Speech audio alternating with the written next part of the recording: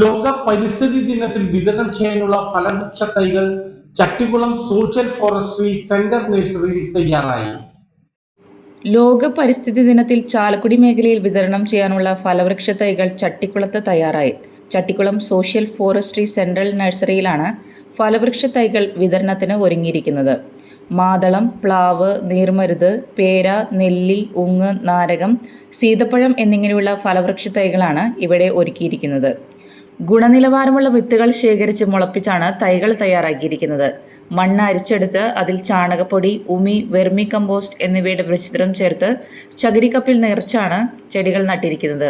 Plastic കവറുകൾക്ക് പകരം ചകിരി കപ്പുകൾ ഉപയോഗിച്ചതും പ്രത്യേകതയാണ്. ചെടികൾ നടുമ്പോൾ ചകിരിച്ചോറ് മണ്ണിലലിഞ്ഞു പോവുകയും ചെടിക്ക് വളമാവുകയും ചെയ്യും.